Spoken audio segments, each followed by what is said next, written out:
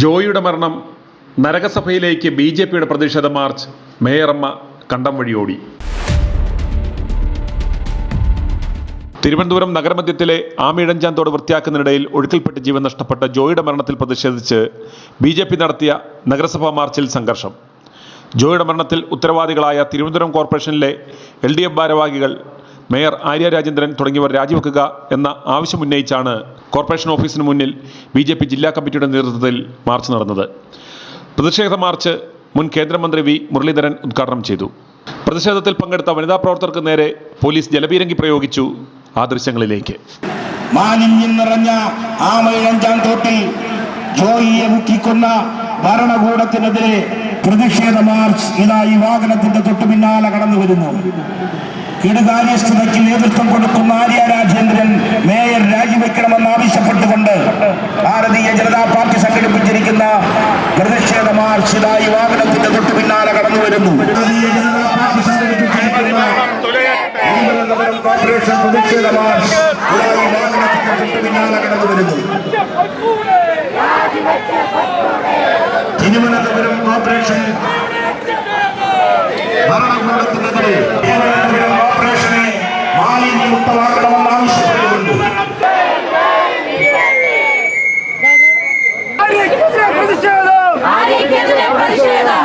നമ്മുടെ മണ്ഡലം പ്രസിഡന്റുമാരെല്ലാം തന്നെ എല്ലാവരും ഇവിടെ തന്നെ ഇരിക്കാം.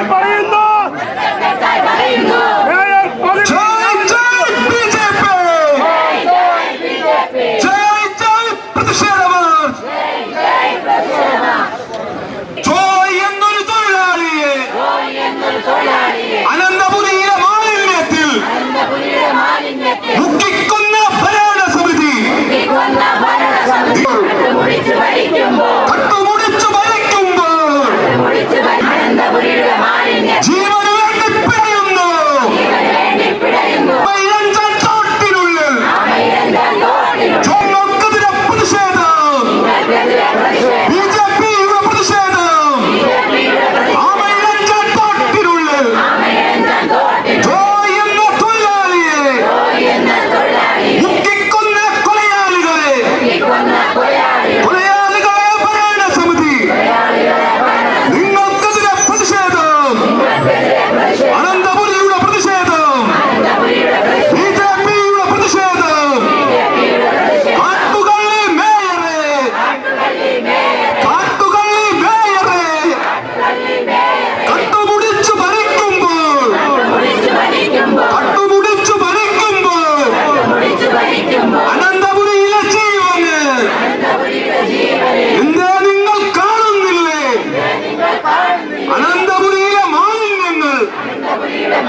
സംസ്കരിക്കാൻ കഴിവില്ലാതെ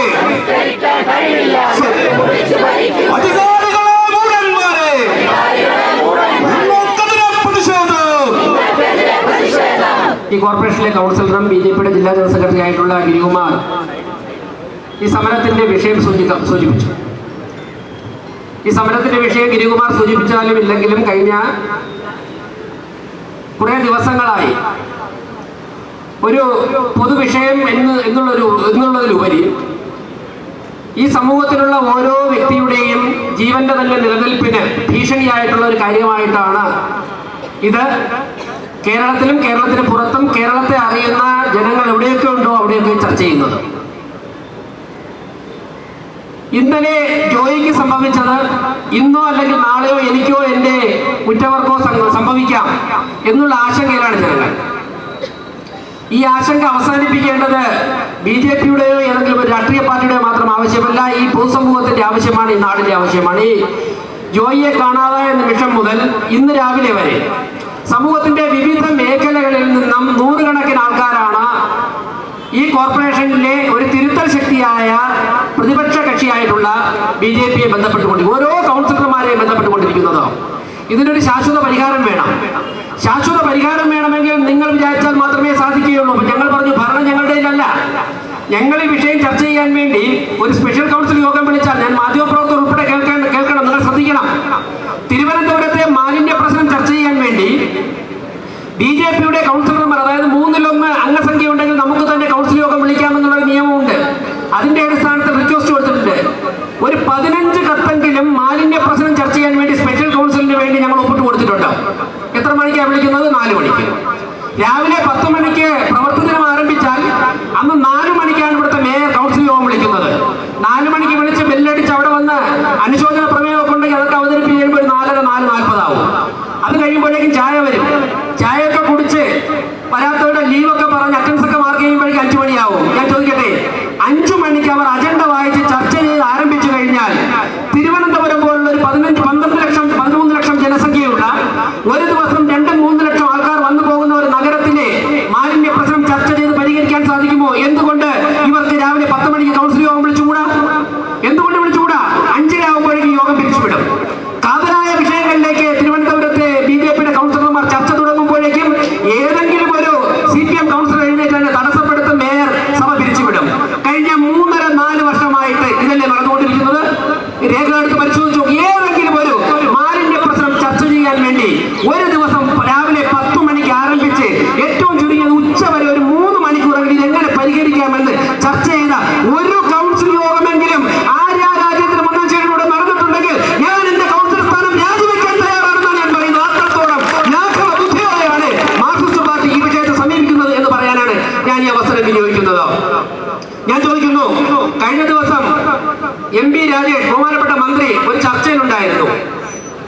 അദ്ദേഹം ആദ്യത്തെ അരമണിക്കൂർ സംസാരിച്ച് അദ്ദേഹം പോയി. പക്ഷേ അവിടെ രാജേഷ് ചോദ്യത്തിന്റെ കുന്തമുനയൊക്കെ നീട്ടിവെച്ചത് കരാറുകാരനിലേക്കും റെയിൽവേയിലേക്കുമാണ്. രാജേഷ് ചോദിച്ചു, കരാറുകാരൻ എന്റെ ജോലിക്ക് മുൻകരുതലുകൾ എടുത്തിട്ടില്ല.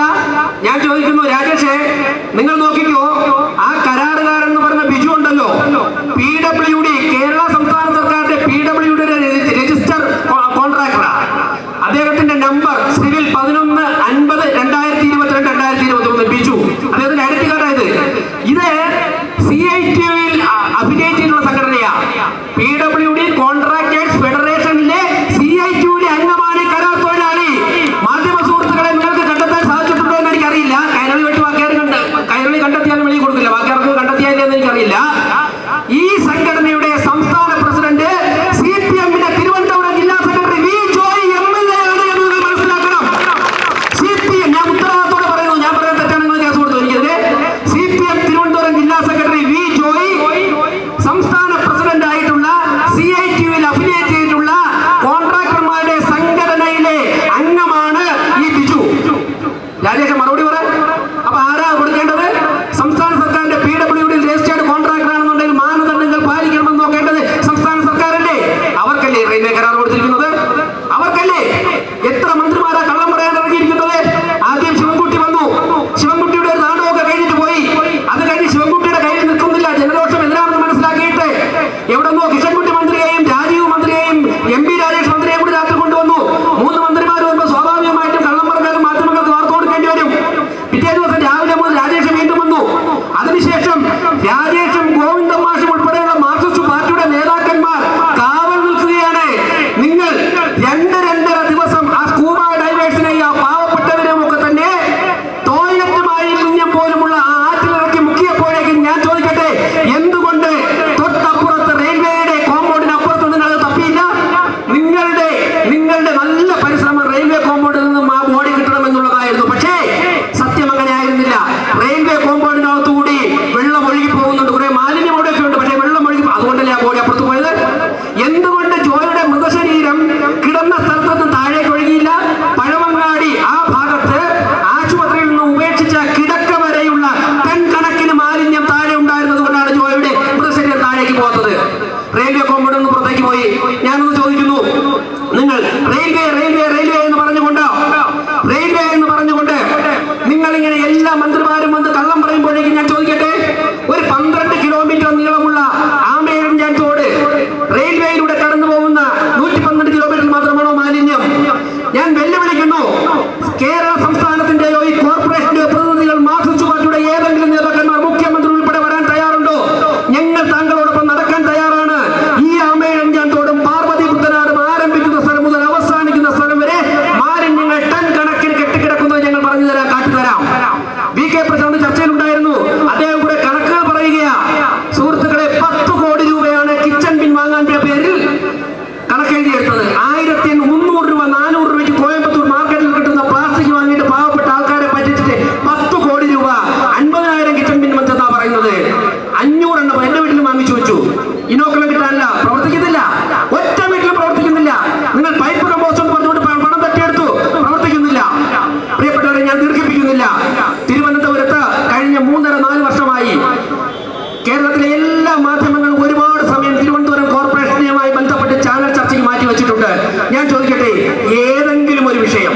പോസിറ്റീവായിട്ട് ജനങ്ങൾക്ക് ഗുണകരമായിട്ട് എന്തെങ്കിലും ഒരു കാര്യം ചെയ്യുന്ന വാർത്ത നിങ്ങൾ ആരെങ്കിലും കൊടുക്കാൻ പറ്റിയിട്ടുണ്ടോ? ഇല്ല. ഒന്നുകിൽ തിരുവനന്തപുരം കോർപ്പറേഷൻ മാർക്സിസ്റ്റ് പാർട്ടിയുടെ നിലപാടിൽ വിലയിരുത്തൽ ഡ്രൈവിംഗ് സ്കൂളാണോ പറയാൻ തയ്യാറാകണം. എങ്ങനൊരു കാര്യം ചെയ്യും, എൽ ബോർഡ് കൂടെ വെച്ചോ, ഞങ്ങൾ വയ്ക്കും. തിരുവനന്തപുരം കോർപ്പറേഷൻ എൽ ബോർഡ് വയ്ക്കും. ആര്യാരാജ് അങ്ങനെ ഡ്രൈവിംഗ് പഠിപ്പിക്കുന്ന സ്ഥാപനമാണ്, അതുകൊണ്ട് നിങ്ങൾക്ക് സൂക്ഷിച്ചതിന്റെ ചുറ്റും പോകണം എന്ന് എൽ ബോർഡ് വയ്ക്കുവാൻ വേണ്ടി ഗോവിന്ദൻ മാഷ് തയ്യാറാകണം, പിണറായി വിജയൻ തയ്യാറാകണം. ഞാൻ തീർപ്പിക്കുന്നില്ല, മാധ്യമങ്ങൾ അന്വേഷിച്ച് കണ്ടെത്തണം. എങ്ങനെയാണെന്നറിയാം, വി മുരളീധരൻജി ഈ വിഷയം വളരെ സജീവമായിട്ട് സംസാരിക്കും. കാരണം അദ്ദേഹം ബിജെപിയുടെ സംസ്ഥാന പ്രസിഡന്റ് ആയിരുന്നപ്പോഴാണ് ഈ മാലിന്യ വിഷയത്തിൽ 2010 മുതൽ വളരെ വലിയ പോരാട്ടം ഞങ്ങൾ നടത്തിയത്. എന്തായാലും നല്ല രീതിയിൽ അവർ പേർക്ക് പെരുമാറുന്നത് സത്യസന്ധരായ, കാരണം കള്ളവോട്ട് കഴിഞ്ഞതിന് ബിജെപിയുടെ വോട്ടെടുത്ത് മാറ്റിയ ശാന്തി ഇപ്പോ ഉണ്ട് നിന്നുകയാണ്. അതുകൊണ്ട് ഞങ്ങളോട് കുറെ ഉദ്യോഗസ്ഥന്മാർ മാന്യമായിട്ടാണ് പെരുമാറുന്നത്. ചില സത്യസന്ധരായ ഉദ്യോഗസ്ഥന്മാർ ഓട്ടോറിക്ഷയിൽ മാലിന്യം കൊണ്ട് തള്ളാൻ ചെന്നതിനെ ചാക്കയിലിട്ട് രാത്രി പിടിച്ചു. അതായത് ചാക്കിൽ കോഴി തല, പൂച്ചത്തല, അല്ലെന്നുണ്ടെങ്കിൽ ആടിന്റെ തല, ഇതൊക്കെ ആയിട്ട് ഹോട്ടൽ വേസ്റ്റ് ഒക്കെ ആയിട്ട് ചെന്ന ഒരു ഓട്ടോറിക്ഷയെ പിടിച്ചു. ഉദ്യോഗസ്ഥന്മാർ രാത്രിയല്ലേ കൊണ്ടുവന്നു, ഇവിടെ ഓട്ടോയെ കൊണ്ടിട്ടു. ഫൈൻ അടിക്കാനുള്ള നടപടികളുമായി രാവിലെ ചെന്നപ്പോ ഇവിടത്തെ ഹെൽത്ത് സ്റ്റാൻഡിംഗ് കമ്മിറ്റി ചെയർപേഴ്സൺ എത്തുകയാണ്. മാർക്സിസ്റ്റ് പാർട്ടി കണ്ടുപിടിച്ച ആളാ ഇവിടെ എത്തിയിട്ട് പറയുന്നു, ആ ഓട്ടോറിക്ഷ CPM-ന്റെ ഒരു പാവപ്പെട്ട പ്രവർത്തകന്റേതാണ്. ആ മാലിന്യം കൊണ്ടുപോയി നമ്മുടെ സഖാക്കന്മാരാണ് ഓട്ടോ വിട്ടു കൊടുക്കണം. നിങ്ങൾ അന്വേഷിച്ചു നോക്കുക, ഞാൻ ഉത്തരവാദിത്തോടെ പറയുകയാണ്. ആ ഓട്ടോയ്ക്ക് 1 രൂപയുടെയും ഫൈൻ അടിച്ചില്ല. അതിന് പകരം ആ ഉദ്യോഗസ്ഥനെ സ്ഥലം മാറ്റി. ആ ഉദ്യോഗസ്ഥനെ നടപടി സ്വീകരിച്ചു. ഏതെങ്കിലും ഉദ്യോഗസ്ഥൻ പിന്നെ മാലിന്യം കൊണ്ട് തള്ളാൻ ഇറങ്ങൂ? ഇവിടെ ഉത്പാദിപ്പിക്കുന്ന മാലിന്യം ചാക്കുകെട്ടിലാക്കിയിട്ട് പണം വാങ്ങിക്കൊണ്ട് ഇവിടെ ഈ ഓടാൻ തള്ളുന്ന ഇവിടുത്തെ പ്രശ്നം. സുഹൃത്തുക്കളെ, ഞാൻ ദീർഘിപ്പിക്കുന്നില്ല. ഇതിനെതിരെ ശക്തമായ ജനവികാരം ഉയർന്നു വരേണ്ടതായിട്ടുണ്ട്. CPM-ന്റെ ചുറഞ്ഞുകൊണ്ട് കഴിഞ്ഞ 10-40 വർഷം കൊണ്ട് ഇതിനകത്തിരിക്കുന്ന ഒരു നയമുണ്ടല്ലോ, ആ നയമാണ് തിരുവനന്തപുരത്തെയും കേരളത്തെയും ഈ അവസ്ഥയിലാക്കിയതെന്ന് പറയാൻ ഞങ്ങൾക്ക് ഈ 4-5 വർഷത്തെ ഉദാഹരണം മാത്രം മതി. എന്നാ ഇതൊക്കെ വെളിച്ചം കണ്ടു തുടങ്ങിയത്? ഇതൊക്കെ വെളിച്ചം കണ്ടു തുടങ്ങിയ BJP-യുടെ കൗൺസിലർമാരുടെ എണ്ണം ഇവിടെ കൂടിയതിനു ശേഷമാണ്. ഇപ്പൊ 10 പേര് ഈ മണ്ണെണ്ണയില്ലാതെ ജിമ്മിന് കത്തുന്നത് പോലെ ഇതൊരു ഫോൺ കണ്ടിട്ടുണ്ട്. എന്നിട്ട് CPM-ന്റെ നല്ലൊരു ആക്രമണം വരുമ്പോഴേക്കും എല്ലാവരും പായം തലയും ചുട്ടി വെട്ടിപ്പോവും. എല്ലാവരും പോവും. നാളെ ഇവിടെ വന്ന് കീഴ്വാണ പ്രസിഡന്റ് നടത്തും, ഞങ്ങൾക്കറിയാം. പക്ഷേ എന്തെങ്കിലും ആത്മാർത്ഥതയുണ്ട് എന്നുണ്ടെങ്കിൽ അടുത്ത ദിവസങ്ങളിൽ നടക്കുന്ന കോർപ്പറേഷൻ കൗൺസിലുകളിൽ അന്തസ്സായിട്ട് പോരാട്ട രംഗത്തിറങ്ങണം. മിനിമം ഞങ്ങൾ പോരാട്ടം നടത്തുമ്പോഴേ ഒളിച്ചോടുകയും ചെയ്യില്ല, കസേരയിൽ വന്നിരിക്കണമെന്നാണ് എനിക്ക് നിങ്ങളോട് പറയുവാനുള്ളത്. ഞാൻ ദീർഘിപ്പിക്കുന്നില്ല. ഈ പരിപാടി ഈ തിരുവനന്തപുരത്ത് വീണ്ടെടുക്കുവാനുള്ള വളരെ വലിയൊരു പോരാട്ടത്തിന്റെ തുടക്കം കുറിക്കുകയാണ്. BJP-യുടെ ഏറ്റവും പ്രമുഖരായ നേതാക്കന്മാർ, BJP-യുടെ സംസ്ഥാന ദേശീയ നേതാക്കന്മാർ ഉൾപ്പെടെ ഈ മാലിന്യ പ്രശ്നം പരിഹരിക്കുവാൻ വേണ്ടി കേന്ദ്ര ഗവൺമെന്റ് ഉൾപ്പെടെ ഞങ്ങൾ പിന്തുണ പ്രതീക്ഷിക്കുന്നുണ്ട്, പിന്തുണ അർപ്പിക്കാമെന്ന് പറഞ്ഞിട്ടുണ്ട്. നന്മ ആഗ്രഹിക്കുന്ന ഈ നാട്ടിലെ സാധാരണക്കാരായിട്ടുള്ള പൗരന്മാർ എല്ലാവർക്കും നമസ്കാരം. കേരളത്തിൻ്റെ സാംസ്കാരികമായിട്ടുള്ള ഔന്നത്യത്തിനേറ്റ കളങ്കമാണ് ഈ കഴിഞ്ഞ ദിവസം തിരുവനന്തപുരത്തുണ്ടായത്. മറ്റാരോ സൃഷ്ടിച്ച മാലിന്യം സ്വന്തം കൈകൊണ്ട് വൃത്തിയാക്കുന്നതിനിടയിൽ ജീവൻ നഷ്ടപ്പെട്ട ജോയിയുടെ സ്മരണയ്ക്ക് മുന്നിൽ ആദരാഞ്ജലികൾ അർപ്പിക്കുകയാണ് ആദ്യമായിട്ട്. ആ ചെറുപ്പക്കാരനെ മാലിന്യം വൃത്തിയാക്കാൻ വേണ്ടിയിട്ട് അടുക്ക് ചാലിലേക്ക് ഇറക്കി വിടുമ്പോൾ സാമാന്യമായിട്ട് പാലിക്കേണ്ട ഒരു സംവിധാനവും പാലിക്കാതെയാണ് അത് ചെയ്തിട്ടുള്ളത്. സാധാരണഗതിയിൽ ഈ തരത്തിലുള്ള ശുചീകരണം നടക്കുമ്പോൾ ആ ശുചീകരണത്തിൽ ഏർപ്പെട്ടിരിക്കുന്ന ആളുകൾക്ക് ആവശ്യമായിട്ടുള്ള സുരക്ഷാ സംവിധാനം ഒരുക്കണം എന്നുള്ളതാണ് എല്ലാ പരിഷ്കൃത സമൂഹങ്ങളിലും അംഗീകരിക്കപ്പെട്ടിട്ടുള്ള ഒരു രീതി. ഇവിടെ അത്തരത്തിലുള്ള ഒരു സംവിധാനവും ഒരുക്കാതെ, ഒരു തരത്തിലുള്ള തയ്യാറെടുപ്പുകളും നടത്താതെ ജോയിയെ ഇറക്കി വിടുന്നു. 2 ദിവസത്തോളം ആ മനുഷ്യൻ എന്ത് സംഭവിച്ചു എന്ന് പോലും അറിയാത്തൊരു സാഹചര്യം ഉണ്ടാകുന്നു. അവസാനം ഏതാണ്ട് 2 ദിവസങ്ങൾക്ക് ശേഷം മൃതദേഹം കണ്ടെത്തുന്നു. പാവപ്പെട്ട ഒരു കുടുംബത്തിൽപ്പെടുന്ന ഒരാളാണ്. ഞാൻ അവിടെ നേരിട്ട് പോയിരുന്നു. ആ വീട്ടിൽ അമ്മയെയും സഹോദരിയെയും എല്ലാവരെയും കണ്ടു. സ്വന്തമായിട്ടൊരു കൂര പോലും ഇല്ലാത്ത ഒരു കുടുംബം. ആ ഉള്ള കൂരയിൽ തന്നെ കയറി പോകണമെങ്കിൽ മനുഷ്യ സാധ്യമല്ലാത്ത തരത്തിലുള്ള ഒരു ചെരുവിൽ. അപ്പൊ മനുഷ്യൻ ഗതികേട് കൊണ്ട് എന്തെങ്കിലും പണി, എന്തെങ്കിലും വരുമാനം അത് കിട്ടാൻ വേണ്ടിയിട്ട് നടത്തുന്ന ശ്രമങ്ങളിൽ അംഗീകരിക്കപ്പെട്ട കാര്യങ്ങളൊന്നും, ഒരു സംവിധാനങ്ങളും ഇല്ലെങ്കിൽ പോലും ഇതിന് സന്നദ്ധനായിട്ട് മുന്നോട്ട് വരുന്നത് ഗതികേട് കൊണ്ടാണ്. വിശപ്പ് മാറ്റാൻ വേറെ വഴിയില്ലാത്തതുകൊണ്ട്. ഇതിന്റെ ഉത്തരവാദിത്വം ആർക്കാണ് എന്നുള്ളതിനെ കുറിച്ച് ഈ പ്രശ്നമുണ്ടായത് മുതൽ കേരള സർക്കാരിലെ മന്ത്രിമാരെല്ലാവരും ചേർന്നിട്ട് അവർക്കിതിൽ ഒരു ഉത്തരവാദിത്വവും ഇല്ല എന്നുള്ള ഒരു ധാരണ പരത്താൻ വേണ്ടിയിട്ടുള്ള ശ്രമമാണ് ബോധപൂർവം നടത്തിക്കൊണ്ടിരിക്കുന്നത്. ബഹുമാന്യനായിട്ടുള്ള പ്രധാനമന്ത്രി ശ്രീ നരേന്ദ്രമോദിജി, അദ്ദേഹം ചുമതല ഏറ്റെടുത്ത 2014 സ്വാതന്ത്ര്യദിന പ്രസംഗത്തിൽ അദ്ദേഹം പറഞ്ഞൊരു കാര്യമുണ്ട്. പ്രധാനമന്ത്രി എന്നുള്ളതിനേക്കാൾ കൂടുതൽ പ്രധാന സേവകൻ എന്നുള്ള നിലയിൽ അറിയപ്പെടാനാണ് ഞാൻ ആഗ്രഹിക്കുന്നത്. അധികാര സ്ഥാനങ്ങളിൽ ഇരിക്കുന്നവർ അവർ ജനങ്ങളുടെ സേവകരാണ്, ജനങ്ങളുടെ ദാസന്മാരാണ്. ഇവിടെ അധികാര സ്ഥാനങ്ങളിൽ ഇരിക്കുന്ന സംസ്ഥാനത്തെ മന്ത്രിമാർ സ്വന്തം ഉത്തരവാദിത്വത്തിൽ നിന്ന് കഴുകാൻ വേണ്ടി നടത്തുന്ന ശ്രമങ്ങളാണ് കഴിഞ്ഞ കുറെ ദിവസങ്ങളായിട്ട് നമ്മൾ കണ്ടുകൊണ്ടിരിക്കുന്നത്. ആരാണ് ഈ മരണത്തിന് ഉത്തരവാദി?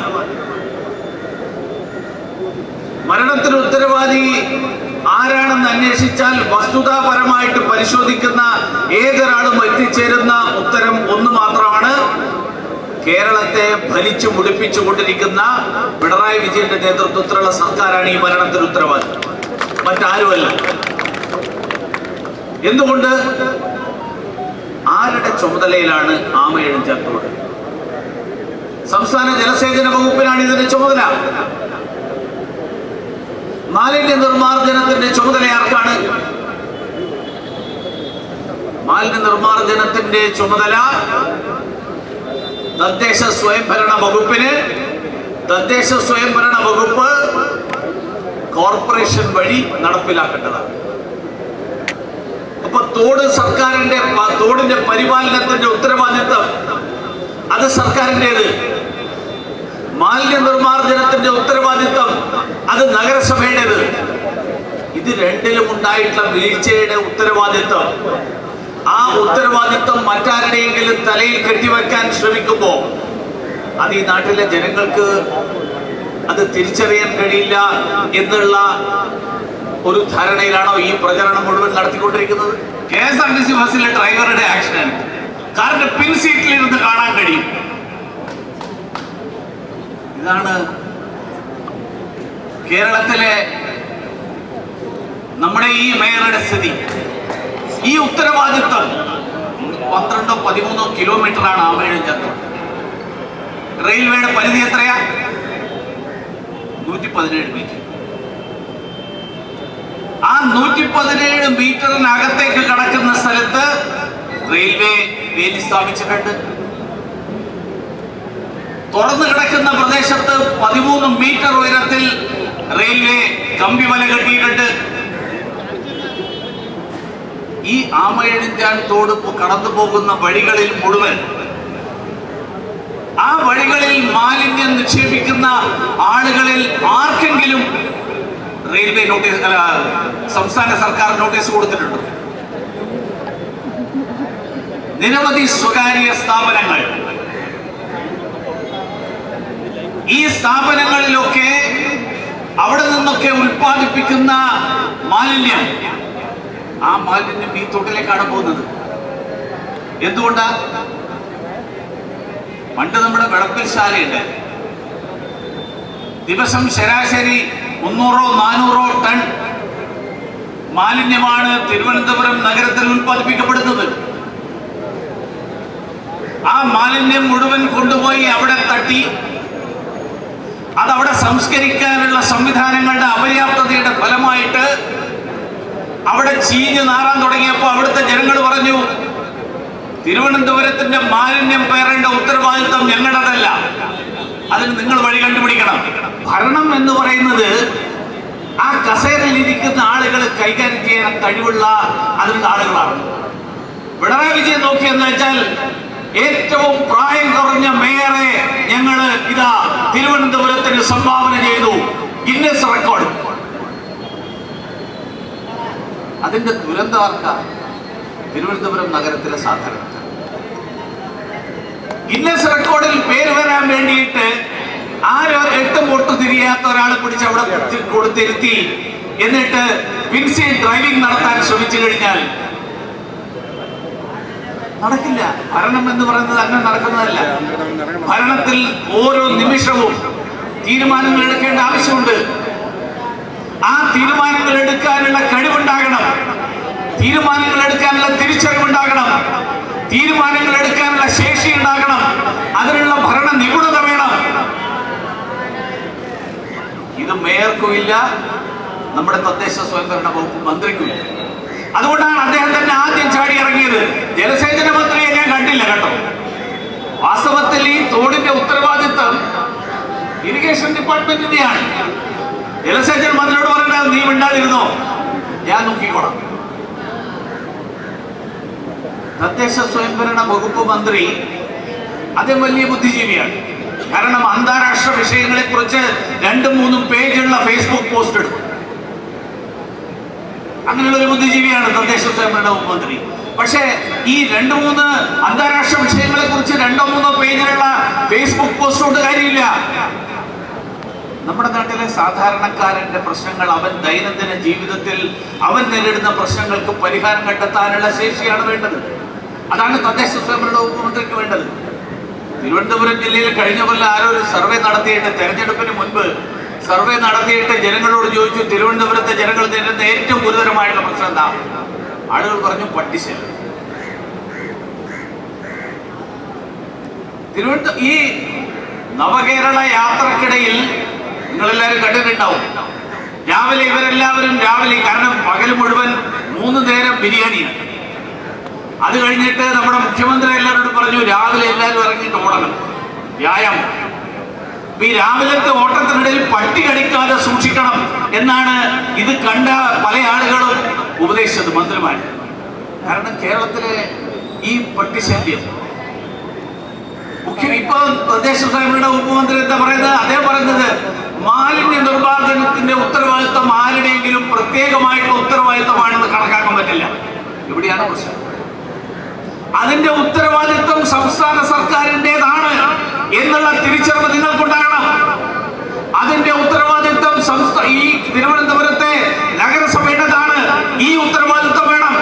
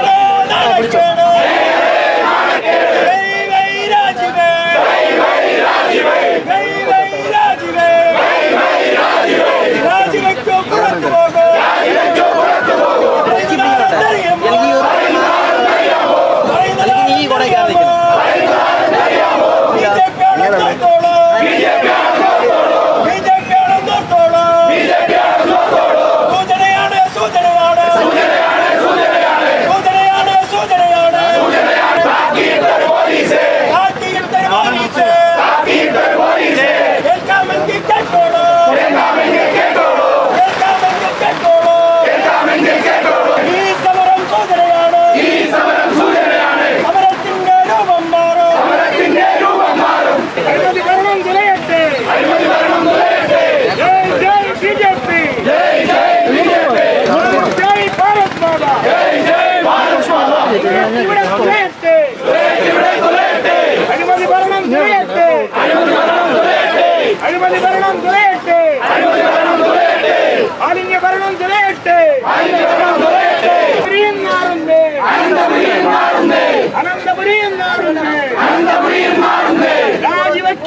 രാജിവെക്കൂ രാജിവെച്ചു പുറത്തു പോകൂ രാജിവെച്ചു പുറത്തു പോകൂ ജയ് ജയ് ജയ് ബിജെപി ബോലോ ഭാരത് മാതാ കി നിങ്ങൾ അറിഞ്ഞോ നാട്ടാരെ ജോയി എന്നൊരു തൊഴിലാളി ജോയി എന്നൊരു തൊഴിലാളിയെ രാജിവേ രാജിവേ രാജിവേ അനുമതി ഭരണം തുലയട്ടെ ഇവിടെ തുലയട്ടെ അനുമതി ഭരണം തുലയട്ടെ ജയ് ജയ് ബിജെപി ജയ് ജയ് ബിജെപി രാജിവെക്കൂ മേയറേ രാജിവെച്ച് പുറത്തു പോകൂ നാട്ടുകള്ളി മേയറേ രാജിവെച്ച് പുറത്തു പോകൂ പുറത്തു പോകൂ പ്രതിഷേധം ബിജെപിയുടെ പ്രതിഷേധം കേരള മുഖ്യ പിണറായി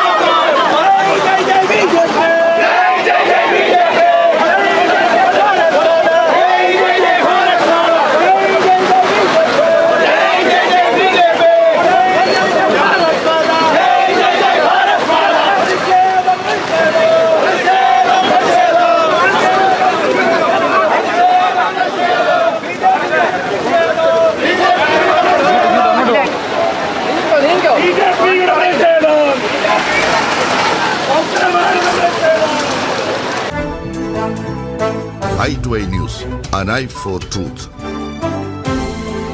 i2i News സബ്സ്ക്രൈബ് ചെയ്തിട്ടില്ലാത്തവർ ഇപ്പോൾ തന്നെ സബ്സ്ക്രൈബ് ചെയ്യുക. നോട്ടിഫിക്കേഷൻ ലഭിക്കുവാൻ ബെൽ ബട്ടണും അമർത്തുക.